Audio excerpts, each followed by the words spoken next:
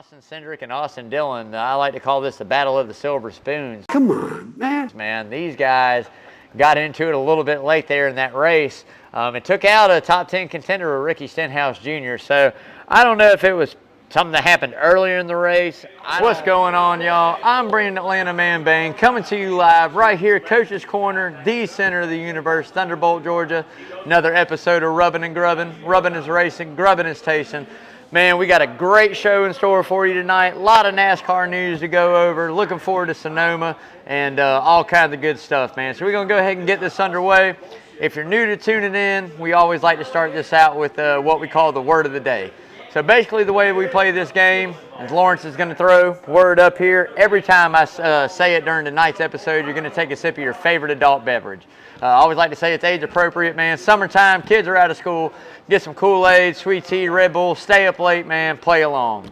So last week's word of the day, let me see here, was penalty, right? So with my boy Chase Elliott being out due to that, I'm sure we mentioned that quite a few times. Probably had a really good buzz. Yeah, probably only made it about halfway through the show, I would think.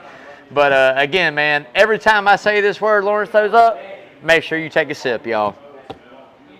So getting right into that NASCAR news, man, three-chai Kyle Busch wins again there at Worldwide Technologies. That marks win number 3 for that 18 this year in Kyle Busch. I tell you what, man, you got to be on the lookout for him. He's on fire. That's the most wins I can recall him having in quite some time there. So we'll see if he keeps the ball rolling, man. We'll touch base on this in just a bit, man. Corey LaJoie to Trackhouse. Man, here's some news right here that I've been following around. We're going to see if it happens, right? It's kind of still in the air, but Trackhouse has been talking about it over the last couple seasons of opening up that third car, right? Word on the street is, if they do, Corey LaJoie is a prime candidate, man. And I tell you what, would Trackhouse be known as like the revival for careers, like the career starter right there? I mean, Daniel Suarez, I guess, having the good ride at Gibbs and then moving over there would be one thing, right? But pretty much Ross Chastain getting his first good equipment ride, being at Trackhouse. Corey LaJoie getting his first really good equipment ride at Trackhouse. If it happens, I mean, that'd be a pretty solid team. I think Corey definitely has some talent to show. We've seen what he's been able to do with Spire in and out of a few races this year and the speed that they're carrying and building that organization. So going to be interesting to see, man. I'll keep you guys updated on it. So got to give a big happy birthday shout out to Justin Allgaier. That was earlier in the week. Gator had a birthday, man. I'm sure he had a good time. Hopefully dropped back a few cold boys there and enjoyed himself, man. But happy birthday, brother. So congrats there again to Cole Custer, man. 00, as we all know, got moved down last year from that Stewart-Haas ride, got moved back into their Xfinity program, and finally got the chip back on his shoulder, man. Won that first race there at Portland this past weekend. So it took a little bit of craziness for it to go down for him to put himself there, but I tell you what, once he did, he locked it in, man, and got that win. So good win there for Cole Custer as well. So a little bit more, man. I tell you what, we talked about this early in the season on Rubbin' and Grubbin' and kind of my thoughts on it. Word on the street, man, there again, FedEx is close to entering another deal with Joe Gibbs for at least the 2024 season, which kind of sounds good to me. I mean, I think Denny Hamlin's probably only got 1 year left on that contract. I don't know. I have to go look at it. I hadn't really looked, to be honest. But I think the writing's on the wall that when FedEx is out, Denny Hamlin's out at Joe Gibbs. I mean, I've mentioned this, and I haven't really talked about it too much, but we're getting ready to have, you know, another kind of regroup of teams. We saw it a few years back with Hendrick, with Gordon and Earnhardt and Jimmy Johnson and everybody kind of going out. You know, Larson came on board, and Elliott and Byron and Bowman. We're getting ready to see that at a couple other major organizations, right? I mean, when you really look at it, you got JGR, Martin Truex Jr., and Denny Hamlin both getting a little bit later on in their career, right? You got a couple really young drivers down there in their Xfinity program that, to be honest with you, if you don't grab up and put in a cup car soon, somebody else is going to. So the way I look at it is, you know, they're going to reboot. You got Stewart-Haas this year. We know Kevin Harvick's out. We know the prime candidate for that is going to be Josh Berry. But then again, you know, Eric Almirola's car is up in the air, and who's going to fill that in? You know, are we going to see younger talent go there? Are we going to see somebody that's already in the series go there? It's going to be interesting to keep up with, especially when we get to this silly season and things start really moving around and contracts are renewed and different things. So going to be keeping an eye on it. But like I said, man, FedEx close to that deal with Joe Gibbs, which I think is awesome for NASCAR. It's been a major sport. But there again, you know, I think that when FedEx is out and done, I think Denny Hamlin's done at JGR. I'm still in belief he'll open up that third full-time team over there at 2311, and at least end the career there on a team that he's minority owner of. I think that'd be great for that organization. But at the end of the day, I think the writing's on the wall there at Joe Gibbs for Denny Hamlin. So if you haven't yet, man, please go out, like, share, follow all our social media. You can check us out on Instagram. You can find us on Twitter. You can find us on Facebook. But most of all, man, go out, check out that YouTube channel, Rubbin' and Grubbin'. Subscribe to that. We got some giveaways. We're getting close. I checked earlier in the week. I didn't check today, but I think we're at 292, man. So we got 8 more follows, subscribers, and we're giving away, boom, the Dale Jr. Mini Hood, man. This thing still got the plastic wrap on it. It's from '06. As I've been saying, Blonde Tips, Budweiser, I know they got some ish going on. Shit, we'll go ahead and say it. Lawrence, throw that thing up there. They got some shit going on right now. But look, man, at the end of the day, it's a sweet little piece for your man cave, right? I mean, if you don't have it yet, good look in your NASCAR room in your man cave. Budweiser, Dale Jr. in the heyday. I mean, come on, man. We need 8 more folks. Somebody at random is going to win this one. Look, we were trying to get to 5. I don't know if we were going to reach 500, man. So what we're doing is at 400. Authentic Kevin Harvick autographed helmet. Like I said, it comes with a certificate of authenticity, man. These are really, really cool helmets. I'm sure you've seen a few of them out there. Autographed on the visor. It's the retirement year, man, forever. So like I said, make sure you subscribe. Both of these hopefully go before the end of the year. If we can get another 100 subscribers to get rid of this, that's going to be an awesome deal, man. But like I said, make sure you subscribe to that. I always like to say the more eyes we get on the show, hopefully the more support and love we get for all the charitable events we do, not only for Checkered Flag for charity, but also here at Coach's Corner and Thunderbolt, man. So definitely make sure to go subscribe, y'all.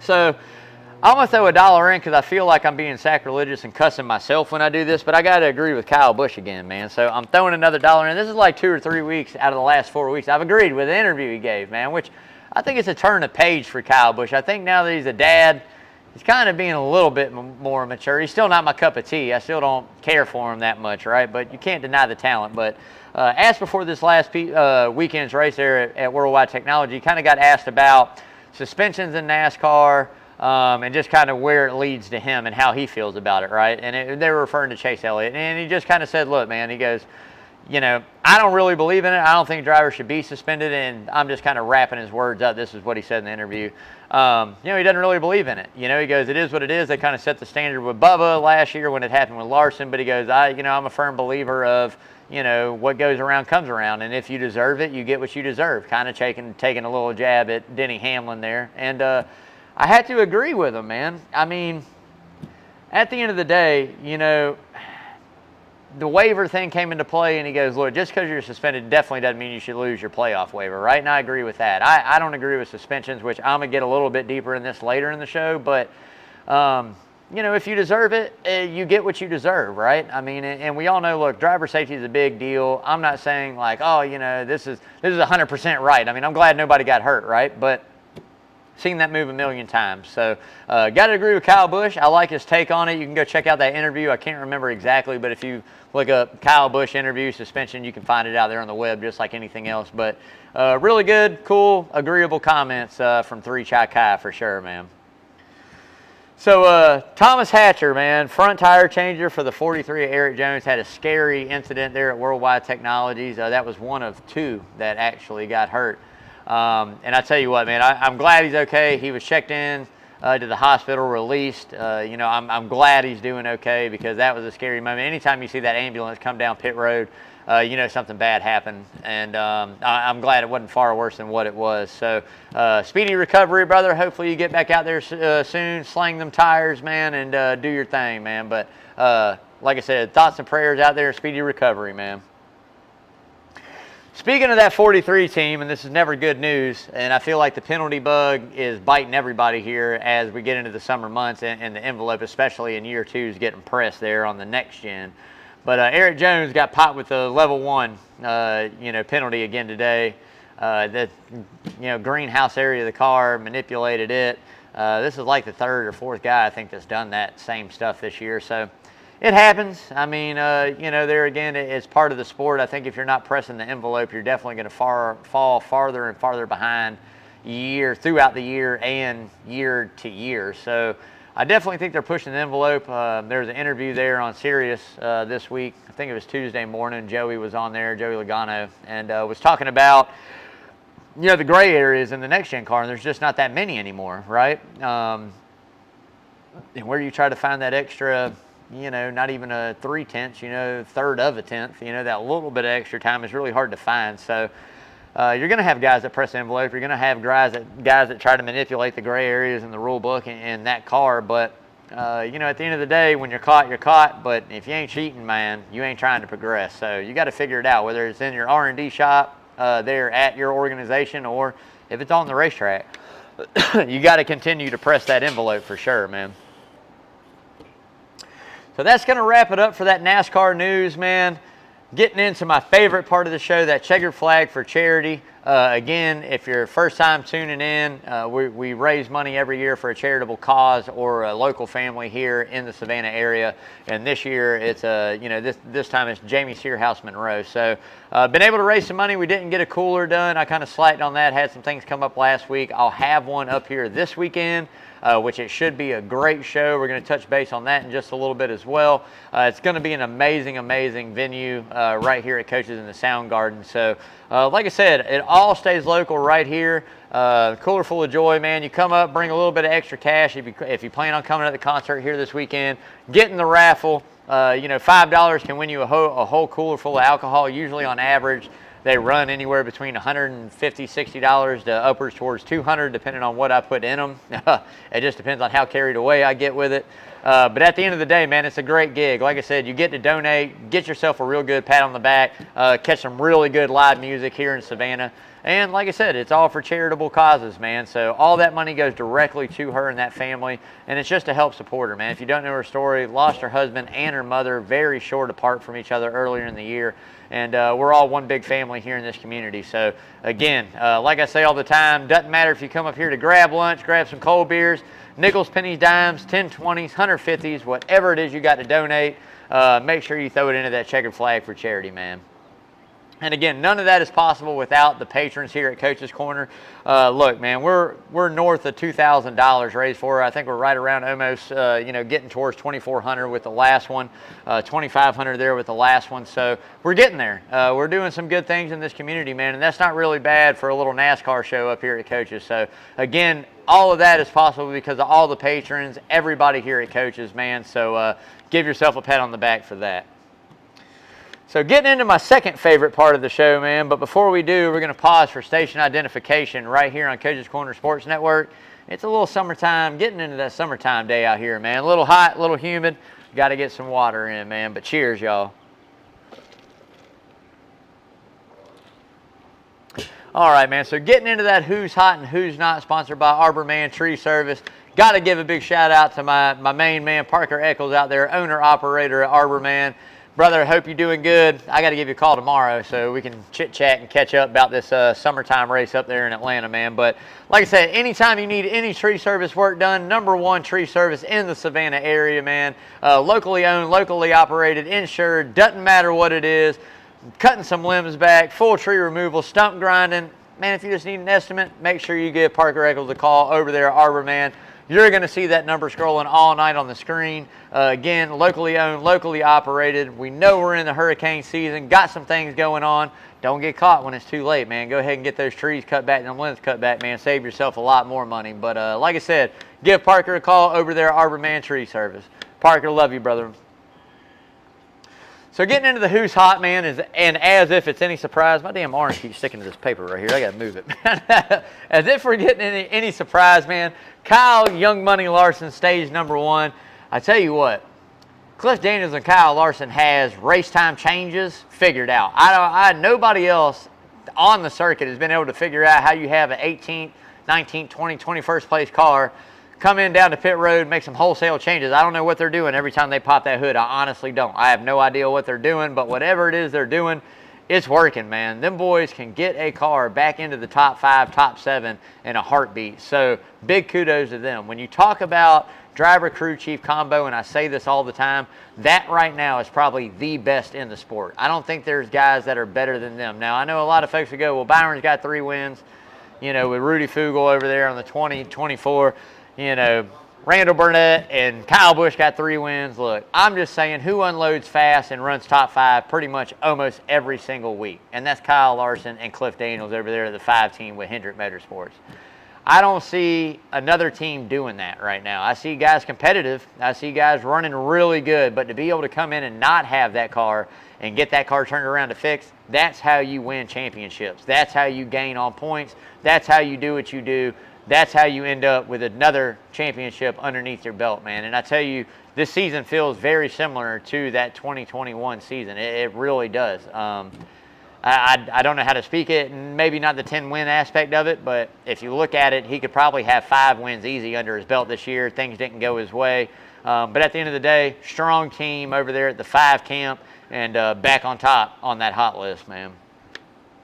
Number 2, speaking of Kyle Busch, man, 3 Chai Kai makes the hot list, man. 3 wins on the season for 2023. This is the most competitive season I remember Kyle Busch being pretty much almost week in and week out over the last few years, right? I mean, I tell you, it's a guy that we know has generational talent. Outside of Kyle Larson would probably be the next one down, and then if you go and next down, I don't know if it's really clear who we've seen yet that's really a talent. Maybe Tyler Reddick, you know, William Byron-ish if you're going down, but both of those guys kind of came in close to when, you know, Larson really started hitting it off at Hendrick. So generational talent, man. What Kyle Busch has done in the sport, if you like him or not, you got to respect it. I mean, 63 wins now, 64 wins, something like that. I mean, he's up there.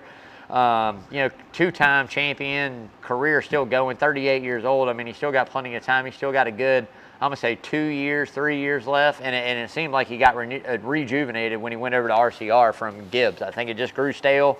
We saw him start swapping crew chiefs out, and now that he's got Randall Burnett, I think that combo works. I think Kyle spoke about it earlier in the season himself. He said he kind of feels more responsible being at RCR than he did at JGR. You know, he feels like he's trying to get this program back to the heydays of Dale Sr. and all these other guys that were there and winning races and contending for championships. And they're doing a really good job of it. For him being in that seat this year, they're doing a great job. So, like I said, like him or not my cup of tea. There again, when it comes to a driver, but you got to respect what he's doing.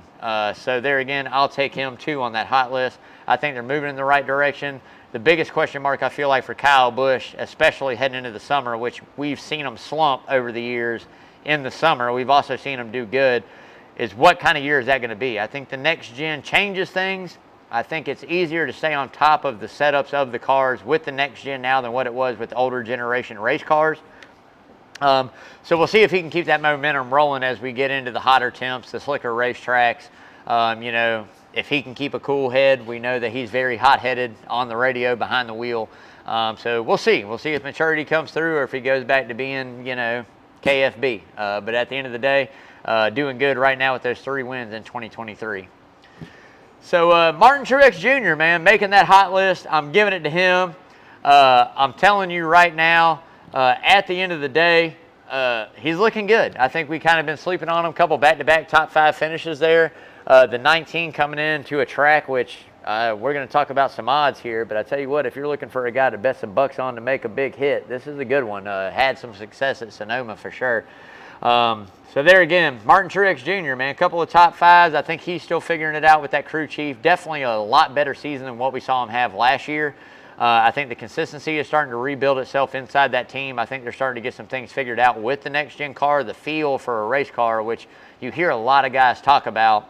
Some of it doesn't even come down to, you know, changes on the car. It's just that feel. Guys behind the wheel are hunting a feel that they know when they feel that, they're able to drive it. They're able to make time up. They're able to gain speed wherever it may be on the racetrack. So I think they're starting to find that feel. Again, Truex has some really good tracks coming up here in the summer months. Definitely there when we get towards the end, has a couple good tracks coming up on his resume as well. So I think you got to keep an eye out for the 19 for sure over there at Joe Gibbs Racing. So who's not, man? And this I love this. This is really kind of my cup of tea. I've grown to love it, to be honest. Austin Dillon continues to struggle, man. I hate it. He is a fan of rubbing and grubbing, did a cameo a couple years back. Rubbing is racing and grubbing is tasting. I hate it for him. I enjoy him. I really wish him the best. But when you got a guy like Kyle Busch, and look, I know it's Kyle Busch, but he's showing what the equipment can do over there. The equipment's fast. I mean, they've got good equipment. When you're able to run what Kyle Busch has done this season and put himself in victory lane 3 times, 2 of them I say you really earned. I'm not going to take away the Dega win by all because he earned that one as well. But really went out and had good race cars and led laps and won stages. I mean, this one here at Worldwide Technology, I mean, he dominated that one if you ask me. That was good. There was other guys that were fast, but he seemed to have the best car all day long. So I don't think it's a question of equipment. I think it's just a question of talent and communication. And I think that we're seeing Austin Dillon be as good as Austin Dillon's going to be while he's at RCR. And I hate to say it, I don't know the agreement that him and his granddad has, but I think with the talent that we're seeing in Xfinity Series, it's only a matter of time. Maybe outside sponsorship might be keeping him in that seat, right? But I think with younger guys get some major sponsorship, it's possible you might see Austin Dillon out of that ride at RCR. Now, that's not saying he's out of the loop. I think, Papa will definitely, get him somewhere to go in the organization. I'm sure there's a lot of board member seats, chairman seats, head of this, head of that. I'm sure there's something there for him to do for sure. So I'm just saying, looking down the road, maybe not next year, maybe the season after. I don't know that contract agreement either, but I think maybe if we're not winning races and we're not putting that 3 car back to the dominance of what you see, maybe it's time to get somebody in it other than Austin Dillon. Now, I hate to say that, but that's just my opinion on it. This is my favorite one right here. Ross, the Watermelon Man, Chastain makes the not list, baby. And look, I'm not taking nothing away from what he's done. He's still up there in the points. I get it.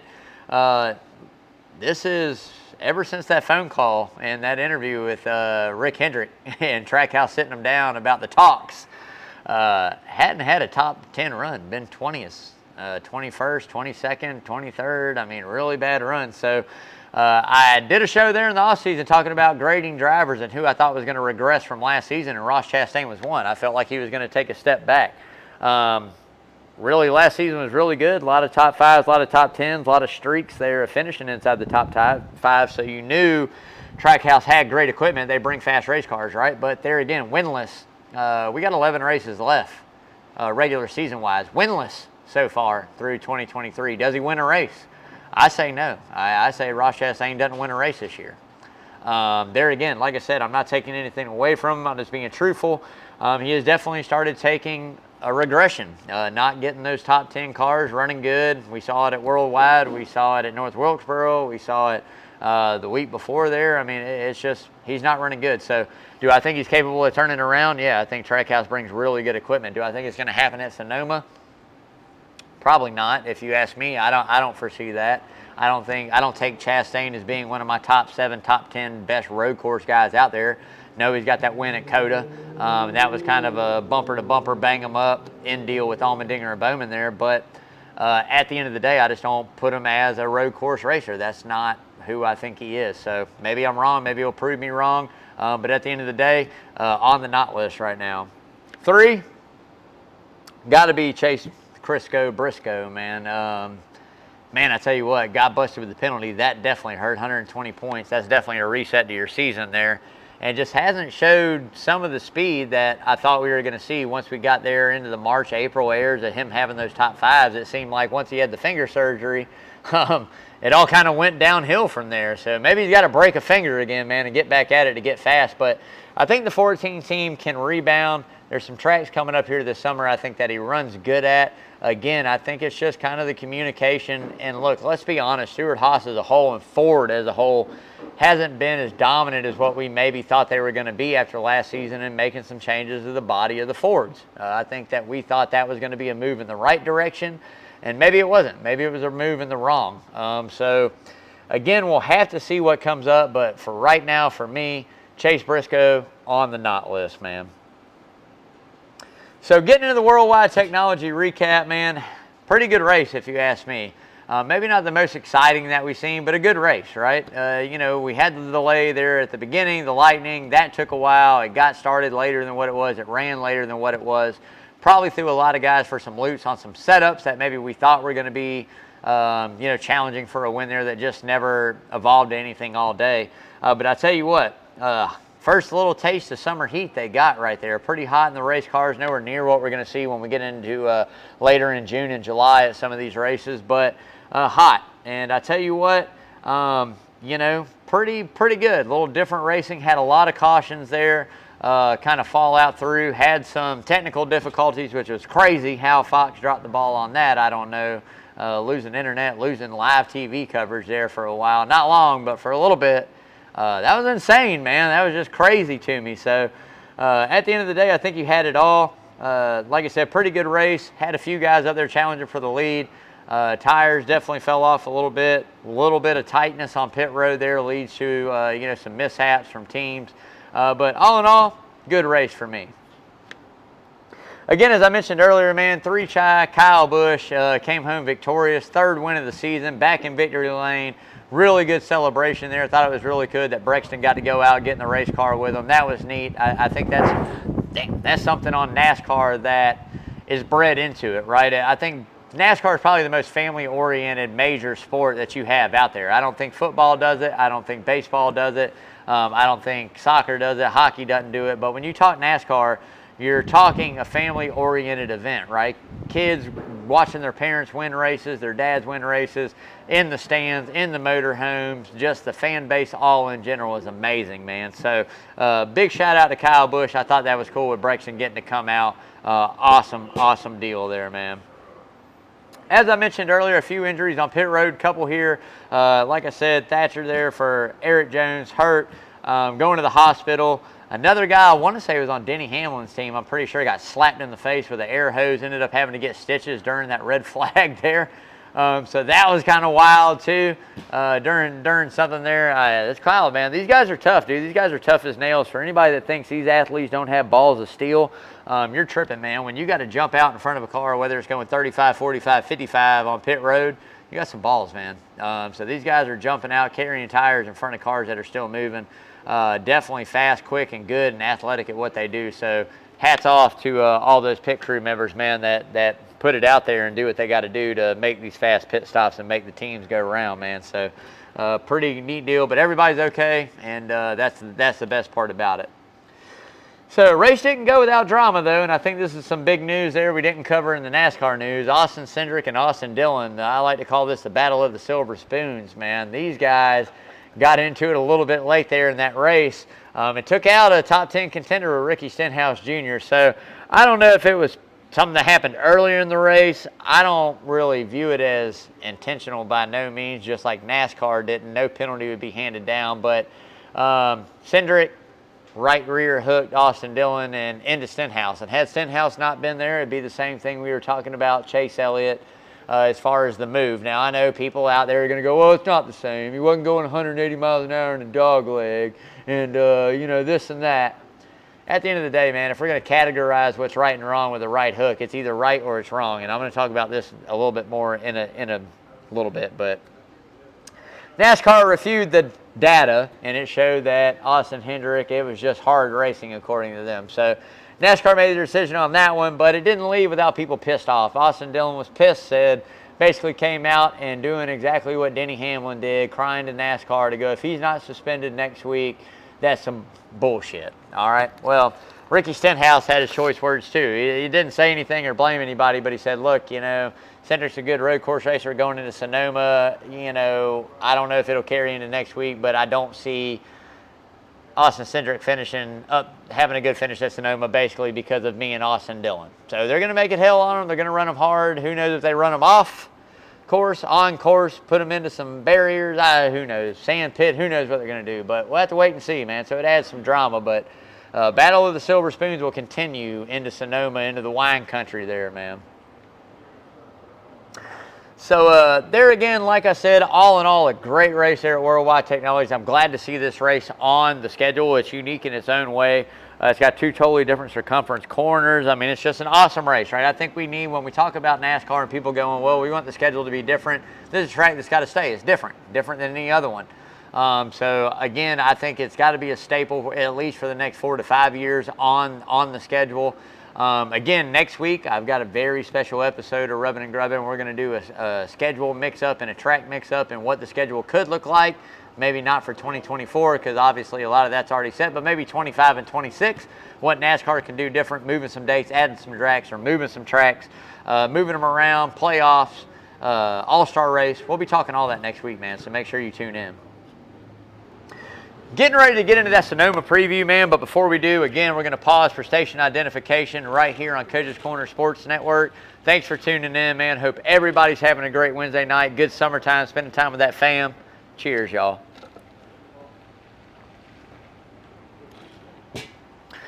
All right, man. Sonoma preview, headed into, to me, what has become a staple road course on the NASCAR track in the wine country there in California, man. Sonoma. This is an awesome, true road course to me. Elevation change, more turns that are really built for NASCAR style road course racing. I know COTA is a true road course as well, but the 0-degree turns, that's not, to me, anything that belongs in the Cup Series or NASCAR racing. These cars just aren't made to stop on a dime and turn left or right. That's just not what they're made to do.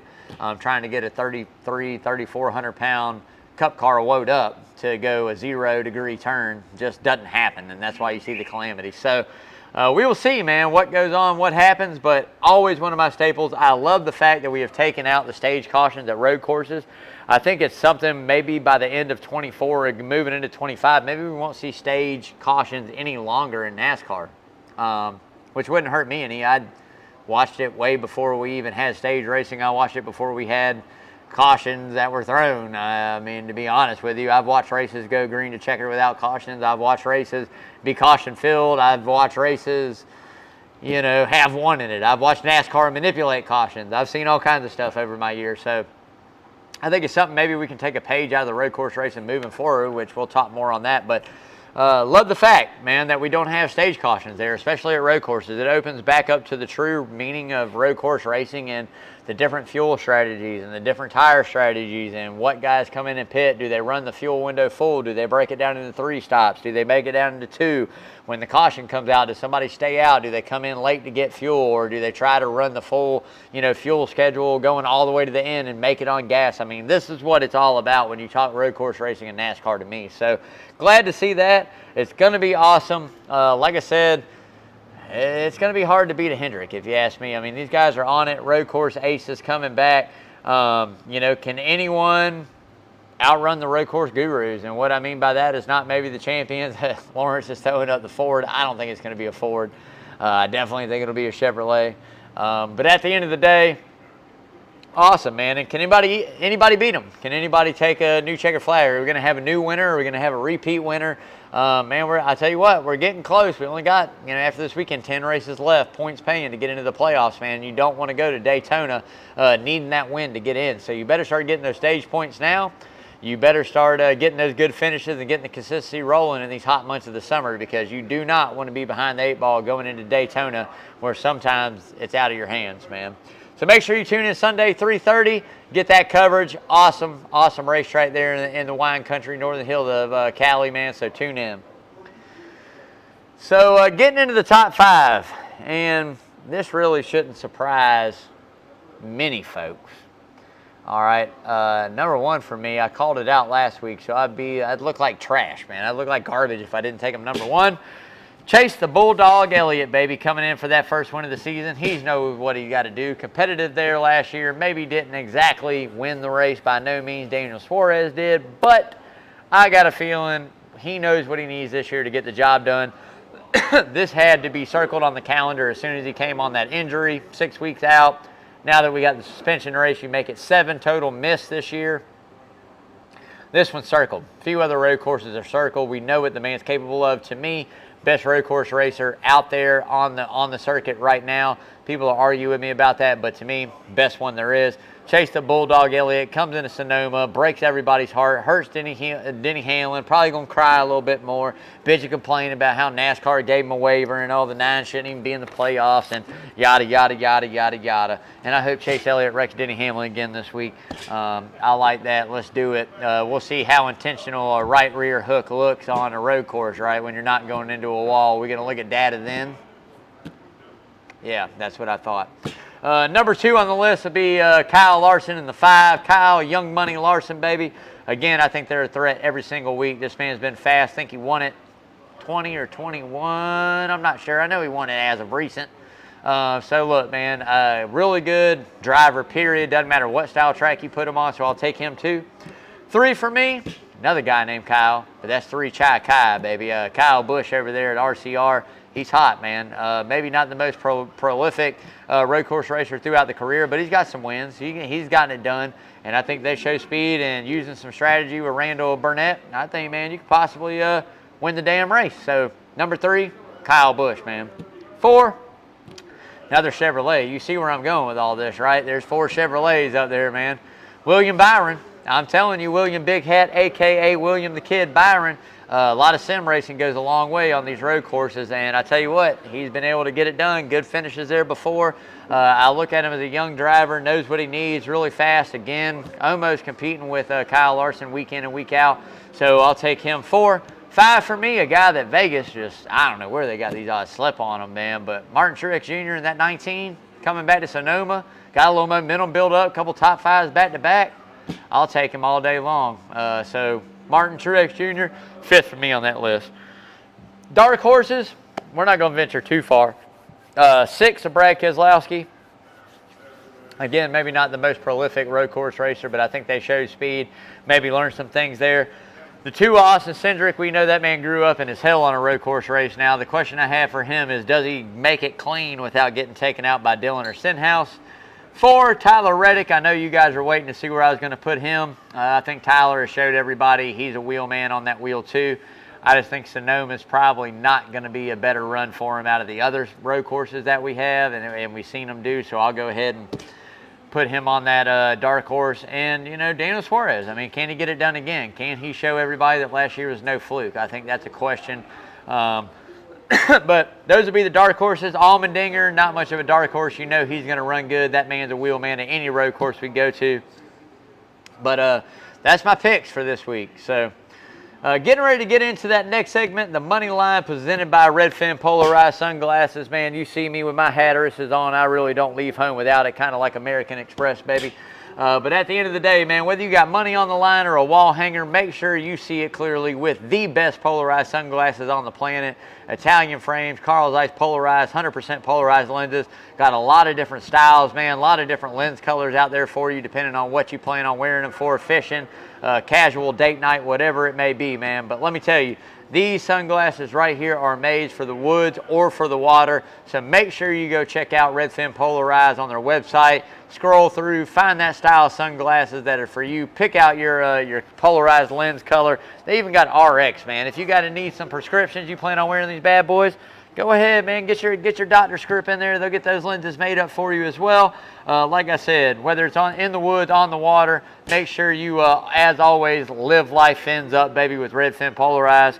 Go to checkout when you do. Use code Rubbin'n'Grubbin15. Save you 15% right there. Rubbin' and Grubbin, save you 15% at checkout, man. Awesome company, awesome deal, baby. So not a bad week for us again, man. We hit a little something.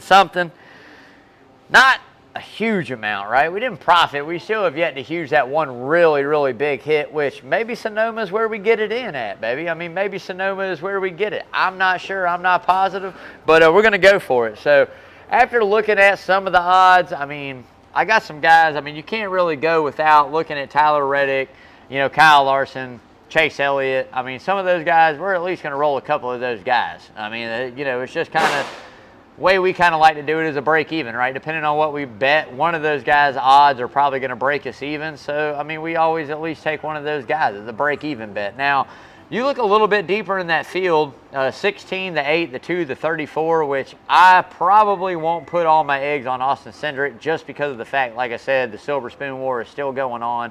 I feel like payback's due. It's going to happen. I mean, if you're going to do it, this is probably a course to do it at, right? Not high speeds, you know, you take somebody out, whatever, right? But the 16 and 8, McDowell maybe is the top 3 if the odds are good. I'm liking that.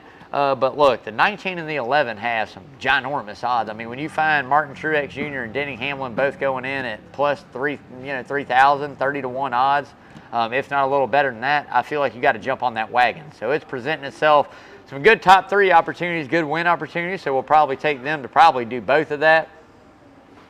If you go a little bit deeper in that field, man, there's some guys back there that got really, really big paydays. And there again, with the fuel strategy, and, you know, what you can do now without the stage cautions, I feel like there's some guys that might try to get that playoff spot right here. They might try to gamble. What do you got to lose? So, again, we're going to have to see what we do. But make sure you follow all our social media, man. Lawrence does a great job posting that every Friday, Saturday, and Sunday for those trucks, Xfinity and Cup Series when we run all 3. And, again, man, show us what you're betting on. Show us a comment. Show us who you locked in at what odds. Tell me if I'm missing somebody. I'd love to hear your feedback on it, man, but make sure you follow that social media, y'all. So getting into that hard right turn, but before we do, got to give a big shout out to Lamar's Body Shop, the sponsor of that hard right turn. Been servicing Savannah area 35 plus years in the full auto collision service industry, man. You can catch them right up here, 2301 Skidaway Road. Doesn't matter what it is, man. If you're looking for some sweet paint, need an estimate for that pesky insurance company, need some bumper replacements, whatever it may be, man, make sure you go check out Lamar and his crew up there, again, at Lamar's Body Shop, 2301 Skidaway, hop, skipping away, jump away from Coach's, man. So not only do you, get to check out Coach's Corner and the sweet and delicious, great foods and drinks they have here, but like I said, you can get your estimate done at the same time, man. It's a win-win, right? So just got to give them that big shout out. Again, 2301 Skidaway Road. As I always like to say, why settle for par? Go see Lamar, man. Lamar, love you, brother. He's in the house tonight conversating. So got to give a big shout out to him as well, man, for making all of it possible here on the hard right turn, baby. So getting into this, man, and I tell you what, this is what has been a hot topic for the last couple of weeks, man. And I got to take my glasses off for it. Suspension and detention, baby. All right, so I'm really not a fan of the suspensions. I don't believe drivers should be suspended, and this is what I mean. And everybody's going to say, wow, what he did was wrong, this and that. Look, what he did is wrong in your eyes. Everybody has their opinion. They're like assholes, right? Everybody got one, right? So at the end of the day, it's just my opinion. There's no use in suspending a guy.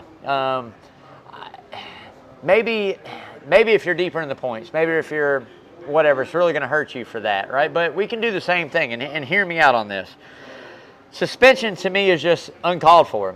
You don't have to suspend a guy. You can take the points away, right? You could have easily went up to Chase Elliott right there after Coca-Cola 600 and said, hey, man, I'm not going to suspend you, but all the points you just made today are null. You got a 0 on your books. It's going to be the same sting as suspending a guy for one race. You're losing all the points for one race. So it's not like we're hurting them where the car doesn't get to go on. So the sponsorship's still out there. The ownership and champion is still available. You're only giving that guy an extra week off, which I know nobody likes to see it. You got a lot of people that go to the racetrack that like to see that one driver. That's who you're rooting for. That's who you're going to see. I'm a NASCAR fan. Chase is my favorite, right? Chase is my favorite driver. I love to see him when I'm at the racetrack. I've been watching it long enough that I'm a fan of the sport. I love NASCAR racing. I love the whole aura and everything to show that the entertainment aspect of it to the nitty-gritty of getting down on track in the car action, right? That's me. I'm not going to boycott and not watch the race because my guy isn't racing, but when my guy's there, I pull harder for him, right? That's who a lot of these kids go to see. So you're basically doing, to me, the equivalent of what a guy does in the NBA when you're sitting out of a game. When your kid is a huge LeBron James fan, you go to that one Lakers game, this is all I can afford to go to, and I buy that ticket, and guess what? LeBron sits out. Now that in the NBA is on the player. This falls back to the organization of NASCAR, and I think NASCAR did a really shitty thing when they started suspending drivers. I don't care if it was Bubba Wallace. I don't care if it's Chase Elliott. I don't care if it's Denny Hamlin. I don't care if it was Dale Earnhardt Jr., Senior himself. When you suspend a guy, you were taking away that chance for a family with children and the young fans, the kids, right? Adults know how to deal with it, but the kids, you're taking that away if you suspend a guy for that race and you bought these tickets 3 months ago. So again, I feel like no suspension is due. You just take the points away if that's what you want to do. Now, I don't even agree we should be doing that, to be honest with you. NASCAR set the precedent. They put their own self in the box. But I don't think we should be doing that. I think that things are settled on track. I think that when you door a guy a couple times, you use him up, you use all the racetrack and try to take some of what he's on. Right rear hook might be the way to wake you up. Now, there again, if Denny came back out, next week at going 180 miles an hour and right rear hook, Chase Elliott, so be it. Now, I know everybody out there is going to go, oh, well, it's safety. And it is safety. I get it. We never want to see another driver death. 2001 was the last one, 20-plus years. Safest cars, safest walls we've ever seen. Now, my question is, did NASCAR suspend themselves last year when 2 guys hit a wall, looked like to be what normal wrecks were and ended up with concussions? Did they suspend themselves? No, they didn't suspend themselves. They didn't go, oh, well, this is what it is. No, you didn't. It just happened, right? Nature of the beast when you're going 180-plus miles an hour in a race car. It's a dangerous sport. It's like bull riding. All right, what are you going to do, suspend the guy riding the bull because the bull kicks him in the face? I mean, the rodeo clown didn't do a good enough job of protecting the guy. What are you going to do, suspend the rodeo clown? Come on, man. I mean, at the end of the day, it's just something I've seen my whole life growing up watching this sport since '92. And now we're putting ourselves in a box to where we're going to use data to find intent. All right? So maybe the data didn't read last week that Austin Cindric did it intentionally. But had Ricky Stenhouse Jr. been there, would we be talking about the same thing? A head-on collision into the wall? Probably so. When we go to Daytona and we go to Talladega and we got a guy that's out front leading 2 packs of cars and he's going back and forth blocking the run low to high, left to right, let's say he makes that block late and the guy that's running on the top lane in first before he makes that block, or second, whatever you want to say, first one in line, doesn't lift. He doesn't lift. Is that data going to show that that warrants a suspension? It's intentional. I didn't lift. Is it intentional the guy doing what he's doing, blocking, and gets right rear hooked and head-on collision into the wall? Tell me what the difference is, right? Oh, because it wasn't intentional. He didn't directly go and do that to him. All I'm saying is, right or wrong, the end game is the same. The guy goes head first into the wall. The end game's the same. So I'm just tired of NASCAR interjecting their head, nose, where I think it doesn't belong. And I think there's some fans out there that feel the same way. There's a lot of fans that go, if you think that's right for a guy to get right rear hook, then you're not a NASCAR fan. You're not this, you're not that. Man, let me tell you something, dude. I was watching this sport before Dale Earnhardt Sr. died. I was watching it before Kenny Irwin died. I was watching it before anybody and everybody that died on that racetrack. Blaine Alexander, anybody and everybody that died on that racetrack, I was a fan way before any of that happened, okay? And I get it. It's a horrible thing. But it's there again. It's like Evel Knievel strapping himself onto a motorcycle and trying to jump the fountains at Las Vegas. When you strap into that seat, you know there's potential of bad things happening. That's why it's important for NASCAR to build safe cars. That's why it's important for the safer wall barriers. That's why it's important for everywhere we go that all the inner walls get replaced with safer barriers. All I'm saying is at the end of the day, if you're not going to police yourself and go to every single racetrack, NASCAR owned or independently owned, put softer barriers in, pit road walls, put softer barrier in, interior walls, exterior walls, and prevent those things from happening, then you gotta not police the drivers, man. That's just how I feel. You can't police the drivers. And as I said, you're taking away the moment for a kid whose family might only have enough money to go to that one race a year for this kid to watch his favorite driver race. Guess what? He didn't get to see Chase Elliott this past week. He didn't get to see Bubba Wallace. I think there's ways we can make the same point, taking the points away, then suspending a guy to where a kid misses out on seeing his favorite race car driver and a guy he looks up to. That's just what I'm saying, man. Everyone's different. Everything goes on. I know we got to police it in a way. I think NASCAR's got to wake up. I think they got to quit trying to interject and deal with what drivers is. When you come out and say, boys, have at it, and now all of a sudden you're going, well, you can't do that. Well, we can't fight anymore. We're going to put security down there, so you can't do that.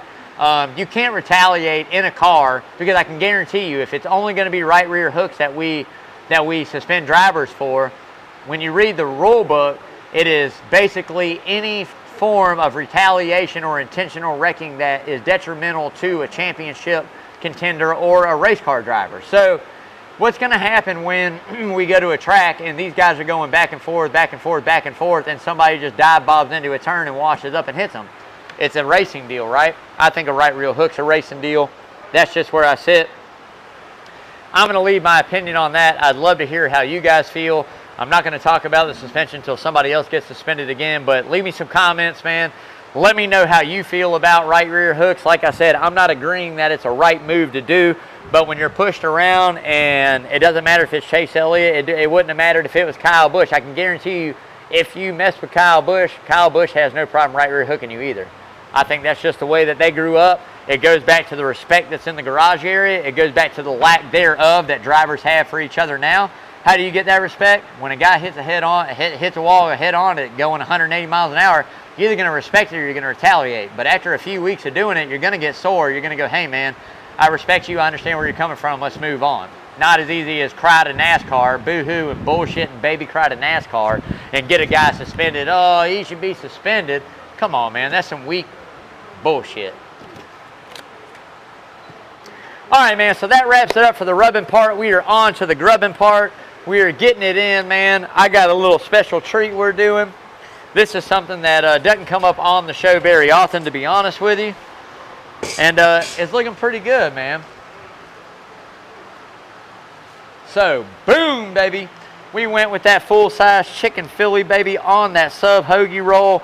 Looking amazing, man. Got the mozzarella melted all over it, man. We got green onions. We got peppers in there, bell peppers. We got onions. We got melted cheese. We got chicken. This looks like a whole case of deliciousness, man. I cannot wait to get off. Better yet, one of my favorite side items on Coach's, homemade chips. Awesome, baby. As always, man. So again, if you haven't yet, make sure you come up to Coach's Corner. There's not one bad thing you can have on this menu. I promise you that. They will hook it up any style you want. You want to tweak it your own. You want to buffalo the chicken. Throw some cheese on it on a hoagie roll like this. They'll hook it up, man. The staff that John and Adele Henderson here at Coach's have put together is absolutely amazing, man. From everybody in that kitchen, to the waiters, to the bartenders, to the waitresses, to the management. Everybody knows their ish in here. I'm telling you right now, great food, great fun, great people. Come on out, check Coach's Corner out right here at Thunderbolt, Georgia, y'all. Big shout out to all the Coach's Corner Sports Network shows, man. Coach Carl DeMasi out there with the Carl DeMasi Sports Report. If anybody tuned in last Saturday, Coach's cure, you know, the run there for cancer, that turned out to be a pretty good deal, man. I tuned in live a couple different times and just checked it out. Just an awesome thing that Coach Carl and all the other people that helps out with that event put on every year. It is an awesome deal. So I want to give a thanks to everybody out there that definitely, you know, gave their time, gave some money, donated some money in, and went out there and ran. You know, that's awesome, man. My days of long distance running are over. They were short-lived to begin with. High school track, middle school track, but outside of that, that was a wrap. No, I'm not running. I'm only running if there's some blue lights coming on or somebody shooting. That's about the only time I'm running, man. I promise you that. Now I don't even run with the blue lights. I'm too old for that, man. I just go to jail. I'm like, all right, man, whatever. It's over. Gig is up, baby. Cuff them. Book them, Dano. But I tell you what, man, like I said, Coach does an amazing job on the Carl DeMasi Sports Report, keeping you up to date on prep sports, leading into a little bit of, you know, professional sports. Not too much, not too bad, but doing great. So make sure you tune in every Saturday morning, 9 o'clock, right here in the Sound Garden at Coach's Corner, and catch that Carl DeMasi Sports Report.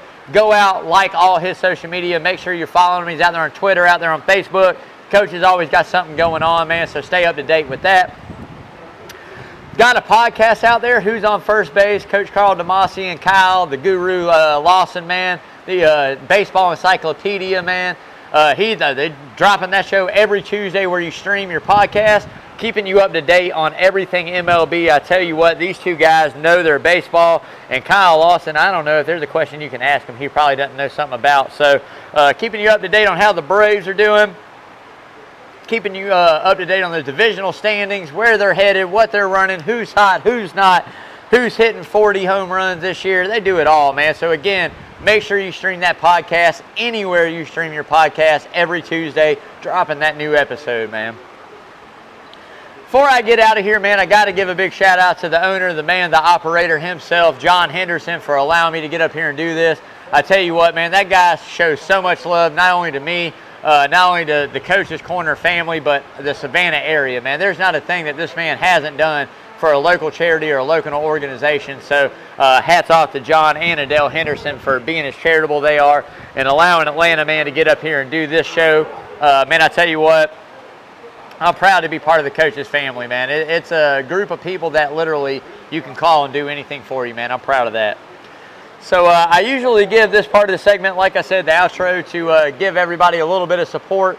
But at the end of the day, man, I'm running a little long-winded tonight. I really don't have much to talk about. I hope all the kids out there and enjoying summer, spend some time with your family, get out, do something new, be adventurous, man, eat something you've never eaten before, try a new meal, man, go a new place you've never been, check a state off, whatever it may be, make sure you do it, man. But as always, man, I'm out.